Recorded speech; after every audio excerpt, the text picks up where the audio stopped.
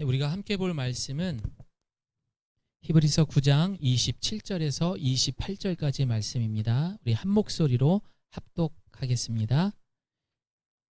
시작.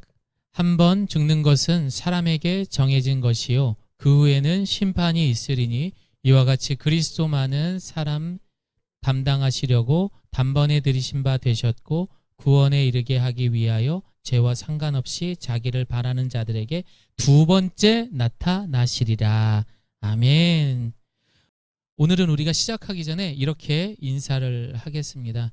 하나님, 오늘을 우리에게 주셔서 감사합니다. 이렇게 인사해 보겠습니다. 시작. 하나님, 오늘을 우리에게 주셔서 감사합니다. 아니, 본인만 하시라고. 일단은 옆에 사람 보지 마시고 이제 할 거예요. 옆에 사람은. 자, 옆에 사람하고 인사하겠습니다. 오늘도 함께해서 감사합니다. 네. 여러분, 그거 아셔야 돼요. 여러분들이 가정에서 엄마로 아빠로 뭐 직장 각자의 다 역할이 있어요. 하지만 하나님에게 있어서 가장 첫 번째 관심은 내 새끼예요, 내 남편이에요, 내 아내예요. 누구예요? 나예요. 아셨죠? 그게 첫 번째라는 거예요. 이게 먼저 회복돼야지만 여러분들이 그 사람들에게도 사랑도 주고 용서도 해주고 때로는 참을 수도 있는 거예요. 그러나 내가 하나님 앞에 제대로 서 있지 않으면은 다 무너지는 거예요. 그래서 우리가 항상 인사할 때는 여러분 먼저 축복을 해주시고 옆에 사람, 여러분 아셨죠? 그리고 내가 아파도 내가 먼저 내 건강 챙겨야지 다 필요 없습니다. 여러분 아셨죠?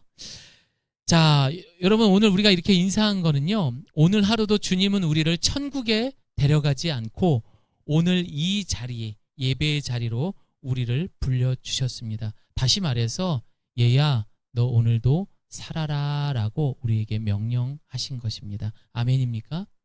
예, 그래서 우리는 오늘 이 자리에 올 수 있었습니다. 저희 집이 이제 일산이에요. 멀어요. 여기까지 오는데 30km 정도가 나옵니다. 예, 그렇게 이제 나오는 거리를 왔다 갔다 하다 보면요, 아침에 급하게 이렇게 횡하고 벽제 쪽으로 가는 차들이 있습니다. 무슨 차? 운구차. 그렇죠? 예, 벽제 화장터로 가는 그런 많은 운구차들을 이렇게 보게 됩니다. 그때마다 저는 죽음에 대해서 생각을 하죠. 아, 나는 아직도 살아있는데 또 누군가는 죽었구나라는 생각을 하게 됩니다. 전 세계의 인구가 몇 명인 줄 아십니까? 78억입니다. 그러면 그 중에서 하루에 몇 명이나 죽을까요? 너무 많죠? 그래서 우리 한국만 한번 생각해 봅시다. 대한민국의 하루 사망자가 무려 800명이라고 합니다. 매일같이 800명 이상이 사망을 한다고 합니다. 그 중에서 가장 많이 사망하는 것 중에 하나가 바로 질병이죠. 그래서 질병 중에는 심장질환, 암과 같은 그런 질병이 1위, 2위를 다투면서 많은 사람들이 이 질병으로 사망하게 됩니다. 그뿐만 아니라 여러분, 요즘에는요, 스스로 목숨 끊는 사람도 많아요. 그래서 약 하루에 37명씩 꼬박꼬박 스스로 목숨을 끊어서 죽는다고 이야기를 합니다. 그리고 이 코로나19 때문에 이 질병으로 사망하는 사람도 있고 사고 때문에 사망하는 사람도 참 많다고 합니다. 그래서 여러분, 이 죽음에 대해서 우리는 함께 한번 다루어 볼 필요가 있습니다. 그러나 이 죽음에 대해서 우리가 이해하고 받아들였을 때는 이 죽음이 결코 무섭고 두려운 게 아니더라고요. 이거였구나. 이걸 알면은요, 여러분 행복해질 줄을 믿습니다. 예. 러시아의 문호 톨스토이가 이런 이야기를 했어요. 함께 볼까요? 이 세상에 죽음만큼 확실한 것은 없다. 그런데 사람들은 겨우살이를 준비하면서 죽음은 준비하지 않는다. 여러분, 많은 사람들은요, 죽음에 대한 두려움이 분명히 있습니다. 그러나 실질적으로 우리가 하루하루를 살아가는 여러분부터 저부터도 피부로 이 죽음에 대한 느낌 공감합니까? 그렇죠. 우리는 잘 느끼지 못합니다. 그러다 보면 가끔씩, 아니 갑작스럽게 내가 사랑했던 사람들이 사망하는 그런 일들을 경험하게 되면 우리는 큰 충격과 슬픔에 빠질 수밖에 없습니다. 그러나 반면에 우리가 매일같이 죽음을 생각한다면 그만큼 충격도 덜 할 수 있다는 얘기가 될 수 있습니다. 물론 이별하는 것은 슬픕니다. 하지만 그 죽음 뒤에 정말 큰 두려움과 죽음에 대한 그 이유를 알게 된다면은 오늘 여러분이 생각했던 것만큼 다르게 받아들일 수가 있을 겁니다. 솔직히 저도 죽음에 대해서는 그렇게 생각하지 않았던 사람입니다. 기껏해야 배가 너무 고플 때 배가 고파 죽겠네. 날씨가 너무 더우면 더워 죽겠네. 일하기 싫으면은 아유 뭐 여러 가지 그런 죽겠다 표현들 많이 하시잖아요. 그렇게 저도 그렇게 죽음을 생각했던 적이 다였습니다. 그러나 제가 신학교를 다닐 때 총신대학교 신학대학원의 그 호스피스 동아리를 하는 동안에 저는 죽음에 대한 생각들을 할 수 있었습니다. 여러분 호스피스가 뭐 하는 곳이죠? 네, 암 환자들, 암 말기 환자분들이 말 그대로 죽음을 이제 맞이하는 그런 참 보면 좀 무거운 곳이죠. 이제 그곳에 가서 그분들에게 아직 복음이 없는 분들에게 복음을 전하고 또 그분들에게 말벗도 대드리고 기도와 찬양을 해드리면서 곰곰이 지금 생각해 보니까 매일매일 그 죽음을 생각해야 하는 그 공간에서 잠시나마 그 죽음을 잊을 수 있게 그분들과 시간을 가졌던 게 아닌가라는 생각을 또 갖게도 되었습니다. 여러분 참 그곳에 가면은요 무겁습니다. 두렵습니다. 사람들의 표정이 있을까요? 없습니다. 그만큼 그곳에 가는 것 자체가 처음에 저에게는 참으로 힘든 시간이었고 참 힘든 훈련의 시간이었지만 결국 그곳에서 깨달음과 그곳에서 받아들였던 죽음이 있었기 때문에 오늘 이 자리에 또 서 있을 수 있는 것이며 또한 어떤 환경에서도 끝까지 행복의 줄을 붙잡을 수 있었던 제가 될 수 있었던 것 같습니다. 여러분 그곳에 있는 사람들은요 소원이 뭔 줄 아세요? 환자분 로또 복권 당첨하셨어요. 여러분 그거일까요? 환자분 이번에 집 바꿔드리겠습니다. 이번에 한번 대통령 하십시오. 이거일까요? 여러분의 가족들이 왔습니다. 그나마 표정이 좀 밝아지세요. 가족들이 왔다고 한다면. 그러나 가족도 아니더라고요. 이분들의 진짜 소원은요 내일입니다. 내일. 길면 3주, 짧으면 일주일. 보통 그런 환우분들이 오는 곳이었어요. 그러다 보니 이분들에게 있어서의 가장 큰 소원은 내일이었던 것입니다. 내가 과연 내일에도 눈을 뜨고 숨을 쉴 수 있을까? 이분들이요 자신이 암 말기 판정을 받습니다. 사형 선고를 받아요. 얼마나 두렵겠습니까? 알아요 본인들도. 그러다 보니 찾아온 사람들을 반길 수가 없는 거죠. 하지만 그럼에도 불구하고 신앙이 있기 때문에 가끔씩 자신보다 훨씬 자식벌되는 저의 손을 붙잡고 전도사님 저 좀 살게 해달라고 기도 좀 해주세요 하면서 흐느끼면서 저에게 부탁하시는 분들도 계셨습니다.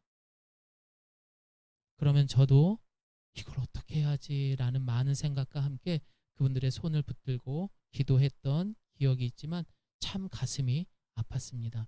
또 어떤 분은 임종 직전에 기도를 해드리다 보면은요 두렵잖아요. 숨이 꼴깍꼴깍 넘어가는 걸 보면요 저도 어쩔 수가 없어요. 누구도 어떻게 할 수 없어요. 하지만 그때 귀에 대고 예수님께서 지금 함께 계신 거 알고 계시죠? 그러면 말은 못하니까 제 손을 꽉 잡으세요. 예수님이 사랑하십니다. 꽉 잡으세요. 제가 지금 이 이야기를 하는 것은 유일하게 그곳에 그 어떤 소원도 없는 그분들에게 당당하게 이야기할 수 있는 것은 죽음을 이기시고 다시 사신 예수님의 이야기만큼은 자신 있게 할 수 있더라고요. 저는 그분들에게 호칭이 있죠. 집사님이면 집사님, 아니면 그런 이제 성도분이면 어머님이라고 부르는데 그분들에게 제가 무슨 위로를 하겠습니까? 인생도 별로 오래 살지도 않았는데. 그런데 예수님의 이야기가 나오면요 그분들의 눈빛이 달라지더라고요. 그리고 그 순간은 모든 것을 잊고 생명이 되시는 그 예수님의 이야기에 집중하게 되시더라고요. 그렇게 그 사역을 1년, 2년, 3년 해가 거듭하면서 몇 년을 다니면서 제가 했던 것은 나중에 제가 얻은 노하우는 딱 하나였습니다. 아, 여기서는 맛있는 음식도 필요 없다. 오로지 예수의 이야기, 예수님을 높여드리는 찬양, 그리고 예수의 이름으로 기도하는 것, 이거밖에 없구나. 그 이후로부터는 그 사역이 힘들지 않더라고요. 그리고 그 이후로부터는 그 죽음 때문에 두려워하는 사람들 앞에 두려워하는 마음이 아니라 오히려 담대하게 예수님의 이야기를 전할 수 있었습니다. 우리 함께 요한복음 11장 25절 말씀 함께 읽습니다. 시작. 예수께서 이르시되 나는 부활이요. 사랑하는 성도 여러분, 명심하십시오. 오늘 본문에 히브리서 기자는 우리에게 말합니다. 사람이 한 번은 꼭 죽는데요. 사람은 꼭 죽는데요. 그러나 우리가 잊지 말아야 되는 건 그 죽음으로 끝나는 것이 아니라 그 뒤에 뭐가 있다? 심판이 있대요. 이것을 우리는 기억해야 됩니다. 모든 것이 죽음 앞에서는 아무것도 아닙니다. 돈, 재산, 명예, 심지어 가족들마저도. 내 옆에 있는 남편, 아내, 그 직전에 뭐 해줄 것 같죠? 아니요. 전혀 그렇지 않더라고요. 죽음은 현실이고 죽음은 삶입니다. 마치 우리가 그 앞에 서서는 벌거숭이가 된 것처럼 무능력하고 초라한 자신을 발견하게 될 것입니다.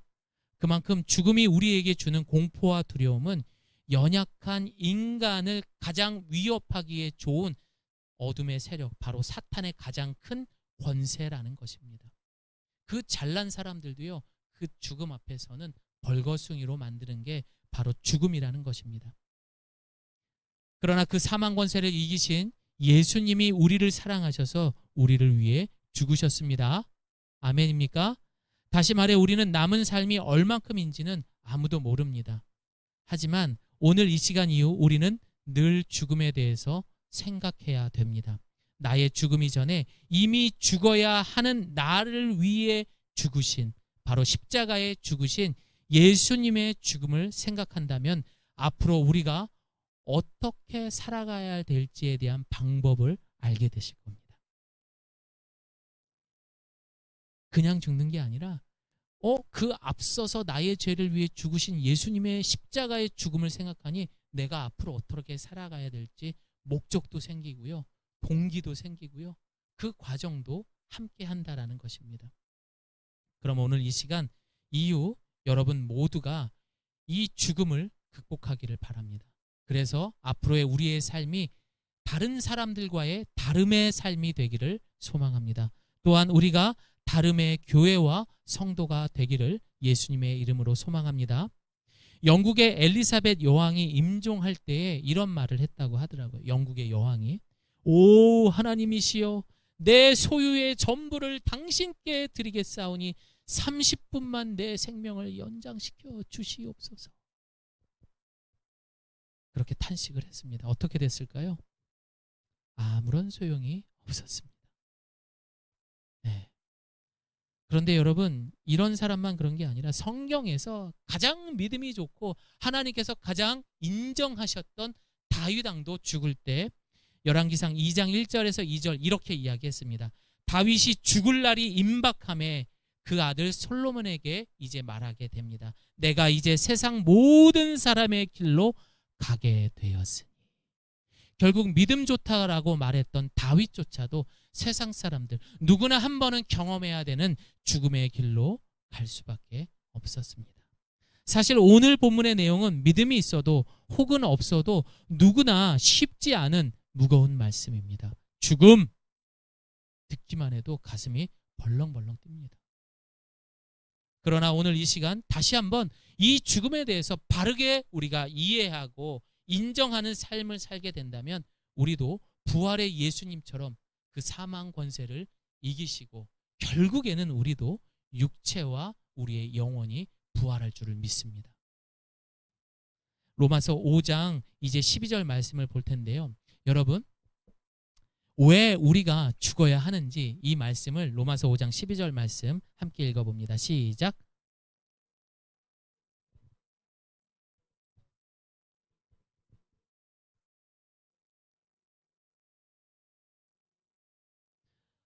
아, 그렇구나. 우리가 왜 죽나 했더니 창세 때 이 아담과 하와 이 사람들이 죄를 지어가지고 우리가 영원한 죽음을 맞이한다고 했구나. 결국 뭐 때문에 죽는다고요? 죄. 뭐 때문에 죽는다고요? 죄. 죄 때문에 죽는데요. 그래서 로마서 6장 23절은 한 번 더 우리에게 강하게 이야기합니다. 저를 따라합니다. 죄의 싹은 사망. 네. 그렇게 결론이 나더라. 결국 우리가 왜 죽는다? 뭐 때문에? 죄. 많은 설교가분들은요, 이 히브리서 이 9장 말씀을 설교할 때 이렇게도 이야기합니다. 당신이 언젠가는 죽는 날이 옵니다. 그래서 이 죽는 날 오기 전까지 여러분 하루하루를 감사하게 살아가야 합니다라고 설교하는 분들이 있습니다. 맞아요, 여러분. 언제 죽을지 모르니까 우린 하루하루를 선물 받은 것처럼 열심히 살아야 돼요. 뭐 이렇게 설교한다고 틀린 말이 되진 않습니다. 맞는 말이에요. 그러나 이 말은 마치 나보다 못한 것들을 비유하면서 감사하며 살아야지라고 하는 1차원적인 해석과 같은 거예요. 죄송하지만 이런 모습은 적어도 주일날 교회 다닌다라고 하는 사람들이 해석해야 되는 성도들의 태도가 아니라는 거예요. 이건 일반 사람들도 다 할 수 있다라는 거예요. 우리가 내일 죽을 수도 있으니까 열심히 살아야죠. 물론 맞는 말이지만 우리는 조금 더 깊이 생각을 해보겠습니다. 그래서 오늘 본문은 오늘 한 절로만 이해한다면은 1차원적으로 해석할 수밖에 없어요. 그래서 9장 전체를 우리가 읽었을 때, 묵상했을 때, 아, 이 말씀이 그래서 이렇게 나왔구나라고 이해할 수가 있는 것입니다.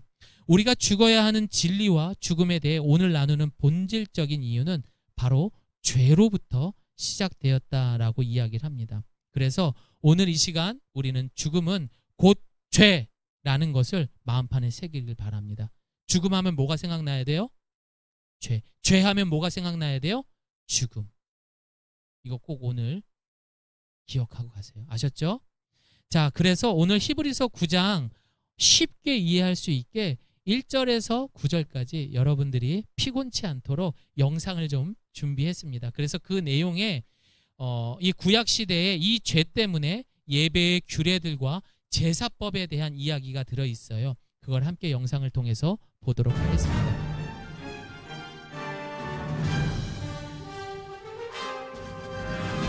우와, 여긴 어디예요?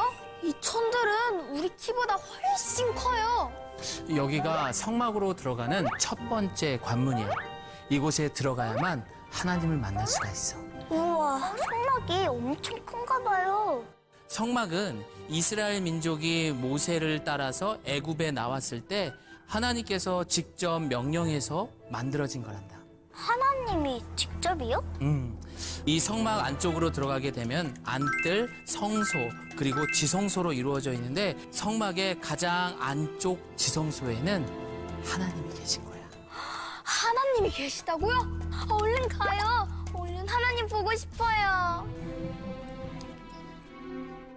얘들아, 너희들 지금 뭐 하는 거니? 아이, 그래도 저희 하나님 만나러 가는 건데 옷차림이라도 정리해야죠. 그렇구나. 이 거룩한 우리가 지성소로 이제 들어가다 보니 좋아. 그럼 선생님도 어때? 괜찮아? 네. 가볼까? 네. 가자.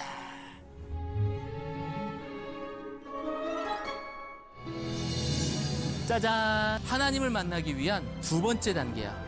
이곳은 성막 안뜰이라고 부르는데 하나님께 죄를 회개하기 위해 제물을 바치는 곳이야. 근데 쌤, 사람들이 동물을 잡고 있어요. 이 사람들이 지은 죄를 회개하면서 이 양을 드리면 여기 보이는 제사장이 그 동물을 태우면서 하나님께 제사를 지내는 거야. 우와, 이렇게 정성스럽게 회개했다니 저도 하나님께 나아갈 때 더 경건한 마음으로 예배를 드려야겠어요. 맞아.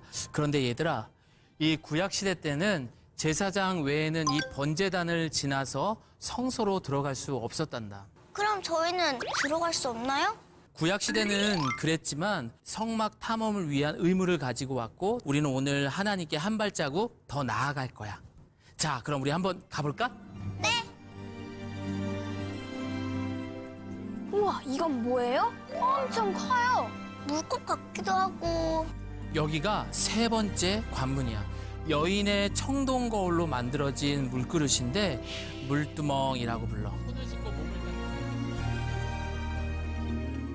이곳에 담겨져 있는 물은 하나님의 말씀을 의미하고 있고 물로 손을 씻고 그리고 이 하나님의 말씀으로 마음을 깨끗이 하고 깨끗한 마음으로 나가게 되는 거야.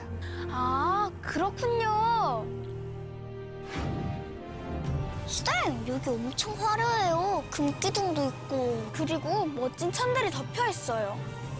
이곳은 하나님께로 가기 위한 네 번째 단계야. 바로 성소라고 불러. 하나님이 이곳에 계시는 거네요. 그렇지. 바로 이곳에 하나님이 계신 아주 중요한 곳이지. 자, 여기서 퀴즈.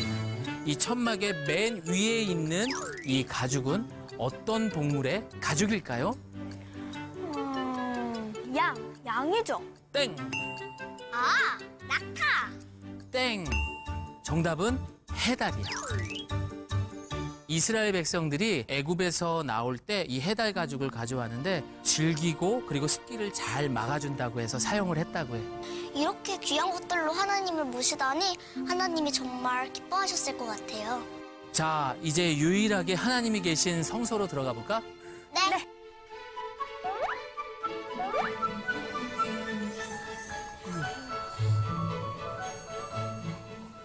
여기 하나님이 계신 거죠? 뭐라고? 안 들려. 여기 하나님이 계신 거냐고요. 들린다니까. 아유, 야, 예나야, 예빈아. 우리 조금만 더 크게 말하자. 긴장했더니 말을 제대로 못하겠어요. 맞아. 선생님도 처음 들어와 본 거라 굉장히 떨린다. 이곳은 성막에서도 가장 안쪽에 하나님과 가까운 5번째 관문이야. 어쩐지 안쪽도 엄청 화려하네요. 근데 이 벽 쪽에 있는 요것들은 뭐예요? 여기 있는 이 금초대로 이 안을 밝혀줬대. 그리고 저 앞에 있는 흰색은 떡인데 얘들아, 저 떡의 개수가 몇 개일까? 하나, 둘, 셋. 모두 12개예요. 맞았어. 이 12개의 떡은 이스라엘의 이 12지파를 상징하는 거야. 근데 쌤, 저쪽에 있는 반짝반짝거리는 건 뭐예요? 이건 분향단인데 매일 아침 이곳에 향을 피우고 제사장들이 이곳에서 기도를 했단다. 이렇게 정성스럽게 제사를 드렸다니 하나님께서 너무 기뻐하셨을 것 같아요. 그렇지. 하나님께서도 기쁘게 받으셨을 거야. 자자, 얘들아. 이제 이 성막의 클라이막스. 우리는 이제 지성소로 들어갈 거야. 지성소는 1년에 한 번 이 대속죄일 때 대제사장들이 이스라엘 백성의 모든 죄를 하나님 앞에 용서를 구했던 곳이지. 아, 쌤, 여기도 큰 상자가 있어요.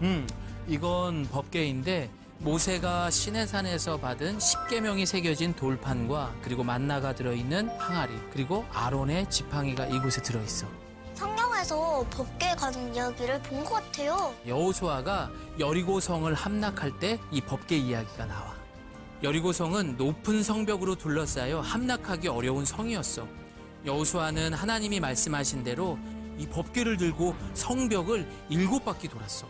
그리고 나팔을 불었더니 성벽이 무너진 거야. 하나님은 법궤를 통해 전쟁에서 이기는 기적을 이스라엘 백성들에게 보여주신 거지. 와, 전쟁에서 이기다니 대단하네요. 자, 여기서 돌발 퀴즈. 지금은 우리가 번제를 드리지 않고 하나님께 나아갈 수가 있는데 그 이유는 무엇일까요? 성경에서 봤는데. 아, 예수님. 맞아. 예수님이 어떻게 하셨냐면 말이지. 아이고, 무슨 일이야, 무슨 일? 아니, 글쎄, 휘장이 찢어졌다지 뭐야. 휘장이 찢어져? 이제 제사는 어떻게 지내라는 거야? 아이고, 이제 하나님도 못 만나겠네. 여러분, 걱정하지 마세요.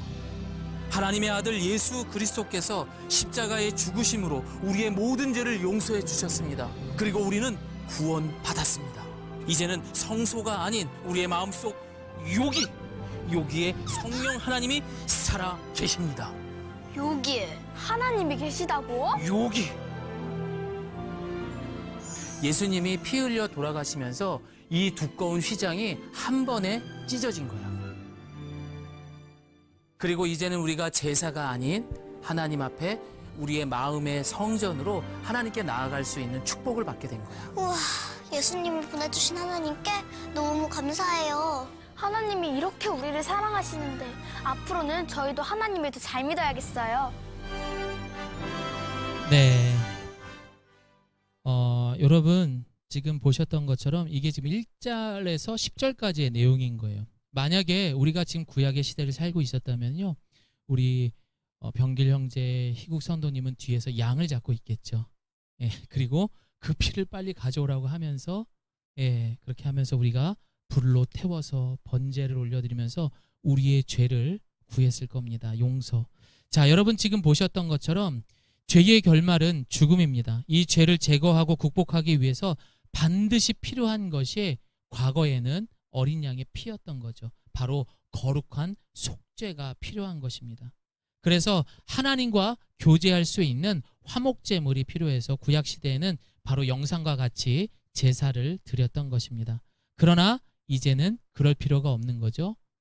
예수 그리스도 어디에? 여기. 예, 그렇게 해서 우리가 이제는 예수님의 이름으로 용서를 구하면 모두가 용서받을 수가 있습니다. 이 죽음의 원인 그리고 이 죄는요, 하나님으로부터 인간을 분리시키게 되고 영원한 죽음, 고통 이런 것들을 인간들을 맞이하게 됩니다. 이것이 곧 심판이고 영원한 죽음인 바로 지옥인 것입니다. 지옥에 관한 예수님의 이야기는 누가복음 16장 19절 이하의 부자와 나사로의 삶에 대해서 구체적으로 이야기를 하고 있습니다. 어떤 내용인지 지옥에 대한 게 함께 볼까요? 16절 22절 함께 읽습니다. 시작. 나중에 그 거지가 그 부자도 죽어서 땅에 묻혔다. 부자는 이제 지옥에서 고통을 당하고 있었다 말하면서 멀리서 아브라함과 함께 있는 거지 나사로를 보면서 아브라함에게 이제 부탁을 하는 겁니다.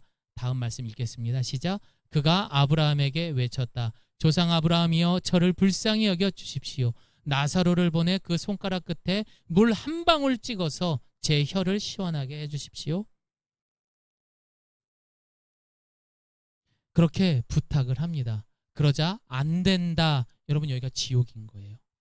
예수님이 이야기한 거고. 그러자 나사로를, 그래서 그 부자가 그 아브라함에게 부탁을 하는 거죠.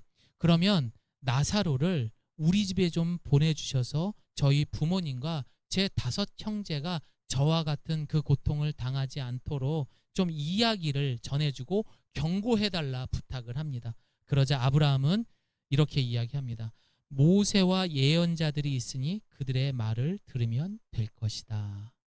이렇게 이야기를 하고 결국 부자는 영원한 지옥에서 살게 된 것입니다. 이게 진짜 죽음인 거죠. 그래서 앞서 제사를 드리며 자신의 죄를 용서를 구했던 거예요. 과거의 사람들은. 그럼 과거 예수님을 몰랐던 여러분 궁금하셨을 거예요. 이순신 장군이나 세종대왕 같이 존경하는 인물도 그리고 내 주변에 진짜 착한 분이 있는데 그분 예수님을 몰라요. 그럼 그분도 다 지옥 가야 돼요? 이런 질문 할 수 있어요, 없어요? 그렇죠. 할 수 있습니다. 근데 성경은요, 이에 대한 이야기가 정확하게 나와 있지는 않아요. 단지 우리가 그 성경들을 보면서 추측은 할 수가 있습니다. 그 추측했던 내용들이 먼저 사도행전 17장 30절에 제가 읽어드릴게요. 알지 못했던 시대에는 하나님께서 그대로 내버려 두겠지만 이제는 어디서나 모든 사람에게 회개하라고 명령하셨다. 다시 말해서 예수님을 알지 못했던 그 시절에 그렇게 살아온 사람들을 모르고 그냥 지나칠 수 있다라고 이야기를 할 수도 있다는 거죠. 이건 추측입니다, 여러분. 그냥 그 사람들을 내버려 둘 수도 있다라고 이야기하는 거예요.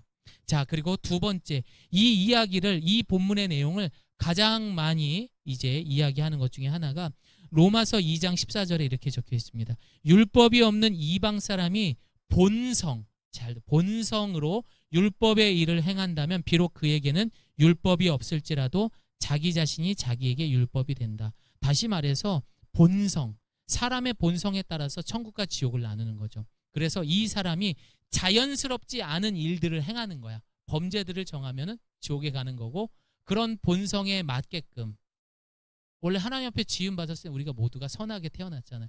그렇게 본성에 맞게끔 살아가게 된다면은 이제 뭐 천국에 간다 이렇게 추측을 하는 거고, 2장 15절에는 또 그에 따른 보충 설명이 이런 사람은 율법의 요구가 자기 마음에 기록되어 있음을 보여줍니다. 그들의 양심도 이것을 증거합니다. 결국 이 사람이 천국에 지옥에 가느냐 잘 모를 경우에는 양심, 그 사람의 양심에 따라 양심대로 잘 살았으면 천국에 갈 수도 있고 양심대로 못 살게 되면 지옥에 갈 수도 있다라고 사람들이, 학자들이 이렇게 추측을 했던 겁니다. 참 어려운 내용이에요. 그래서 여러분들, 예를 들면 이런 사람도 있어요. 아니, 스스로 목숨을 끊으면 다 지옥 가야 되는 거 아니에요? 신앙생활을 했었어도 라고 말하는 사람들도 있어요. 하지만 여러분, 이 죽음에 있어서는 한 번 죽는 것은 정해졌고 심판이 있다고 그랬어요. 결국 이 죽음은 누가 정하시는 거죠? 하나님께서 심판하시는 것입니다. 그래서 우리가 이런 이야기를 할 때는 늘 조심해야 되는 겁니다. 어느 정도 좀 이해는 되셨죠? 예. 자, 본문으로 다시 와서 그럼 과거 이런 제사법에 대해서 히브리서 기자는 우리에게 말합니다. 9절 10절 읽습니다. 시작. 그것들은 먹고 마시는 것과 여러 가지 씻는 의식들과 관련된 것들로서 단지 개역의 때까지 무관된 육체를 위한 규례들의, 과거 구약 시대에 드렸던 제사법에 대해서 이제 이렇게 이야기하는 거예요. 아니, 그것들은 너무 이제 예식에, 형식에 매여 있는 거 아니냐. 실질적으로 우리의 마음이 깨끗해지는 건 아니다 라고 말합니다. 다시 말해 먹고 마시는 것과 여러 가지 씻는 것들은 육체에 유익한 것들이지만 영혼의 자유를 가져다 주는 것은 못하다라고 말하는 것입니다. 오늘 본문은. 그러다 보면 이 휘장을 단번에 찢으시고 기꺼이 우리의 죄를 용서하시고 우리를 생명으로 인도하신 누구라고 그랬죠? 예수 그리스도. 자, 우리 다시 한번 말씀 읽어볼게요. 11절 시작. 그러나 그리스도께서는 이미 이루어진 좋은 것들의 대제사장으로 오셨습니다. 그는 손으로 짓지 않는, 곧 피조물에 속하지 않는 더 크고 더 완전한 장막으로 들어가셨습니다. 그는 염소와 송아지의 피가 아닌 자신의 피로 단번에 지성소로 들어가셔서 영원한 구속. 네. 그래서 완전한 구원을 이루신 거예요. 그래서 우리는 제사를 안 지내는 겁니다. 예수님께서 우리보다 먼저 십자가에 죽으셨기 때문에. 우리는 물에 빠져서 다 죽어야 하는 목숨이었어요. 예를 들면. 하지만 어떤 사람이, 나랑 아무 상관없는 사람이 지나가다가 사람이 빠졌네 하면서 사람을 구했어요.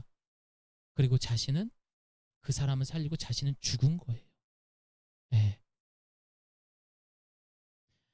그럼 우리는 어떻게 살아야 됩니까? 물론 내 죽음도 생각해야 되겠지만 평생 우리는 나를 위해 죽었던 그 사람을 기억해야 되는 거죠. 생명의 은인이니까. 그래요, 안 그래요? 예, 맞아요. 그런 겁니다. 여러분, 이것이 예수님이 이 땅에 보여주신 바로 십자가의 사랑이라는 거예요. 그 죽음에 대해서 우리는 이제 어떻게 살아갈지에 대한 답이 나오게 되는 것입니다. 결국 한 번은 죽어야 하고 심판받을 인생에 그 전에 대제사장의 자신의 피로, 죽음으로 완벽하게 이 모든 것들을 이루신 거예요. 그래서 우리가 한 번 죽는 것은 정해져 있어요. 그래서 땅속에 들어가고 뭐 화장이 돼서 재로 돌아갈지라도 결국 예수님이 오늘 본문 마지막에 나오잖아요. 두 번째 오셨을 때, 그때에는 그런 흙으로 돌아갔던 우리가, 우리의 육신과 영혼이 다시 부활하게 되는 것입니다. 우리는 오늘 네 번째 죽음에 대해 이야기를 하고 있습니다. 행복한 지금의 삶, 죽어서 천국의 삶까지 위협하며 우리를 죽을 뻔하게 만든 물로 계속해서 이 세상은 유혹하고 있어요. 야, 여기서 놀면 좋아. 한번 우리는 경험해봤는데 또 세상은 우리를 유혹하고 있어요.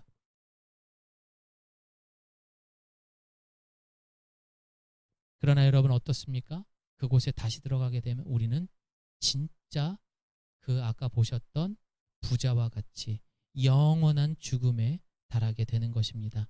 11장 28절 우리 함께 읽습니다. 이와 같이 시작. 이와 같이 그리스도께서도 많은 사람의 죄를 담당하시려고 자신을 단번에 들이셨습니다. 그리고 그분은 그분을 고대하는 사람들을 구원하시기 위해 예수님은 다시 오십니다. 아멘 하십시오. 다시 오십니다. 그리고 지금 죽어 있던 사람들, 그리고 예수님을 나의 구주로 영접한 자들은 다시 일어날 것입니다. 시대의 지성이라고 말하는 이어령 박사, 그분이 어떤 작가와 함께 책을 썼습니다. 이어령의 마지막 수업.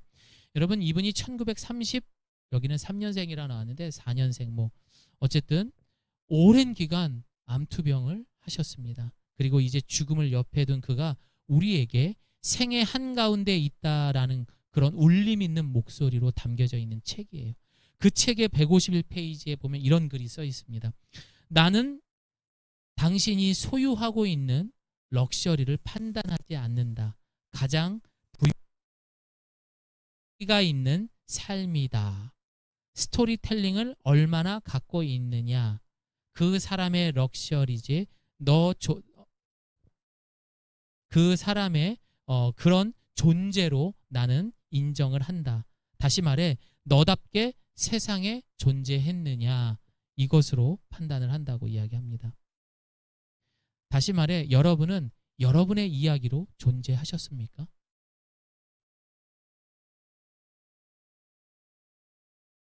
그리고 이분이 이런 이야기를 했습니다. 인생도 그렇다네. 세상을 생존하기 위해서 살면 고역이야.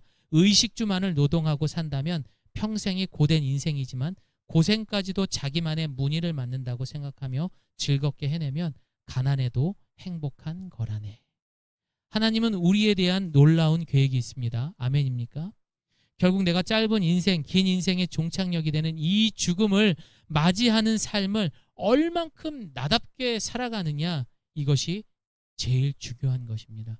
그렇게 살아가기 위해서는 여러분이 앞으로 언제 있을지 육신에 대한 죽음을 생각하는 것이 아니라 나보다 나의 죄를 위해 먼저 죽으신 예수님의 죽음을 먼저 생각할 때에 우리의 인생이 앞으로 어떻게 살아가야 될지, 내가 어떻게 살아가야 되는 답을 얻을 줄을 믿습니다.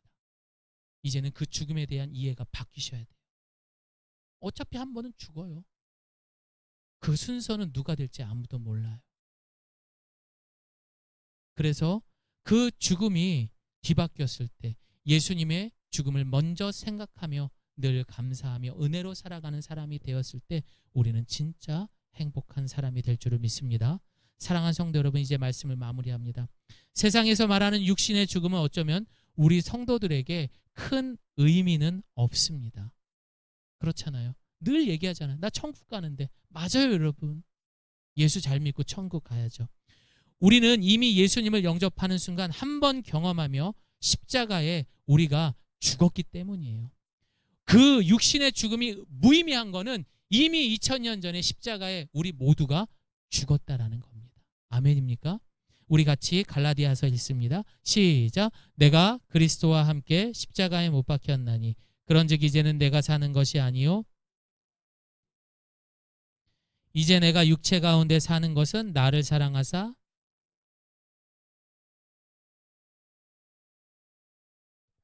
아멘. 설령 지금 우리가 내일 죽을 목숨이라도 우리는 다시는 그 물속으로 들어가서는 안 돼요. 여러분, 죽음은 뭐라고 그랬죠? 죄. 죄는 뭐라고 그랬죠? 죽음이라고 그랬어요. 우리는 다시는 그곳에 들어가서는 안 됩니다. 저를 따라해 봅니다. 매일 죽음을 생각하자. 첫 번째는 나 어차피 죽어야 하는, 여러분 우리는 어차피 죽어야 했었어요. 심판받고. 하지만 예수님 때문에 우리는 덤으로 이 생을 선물 받은 겁니다.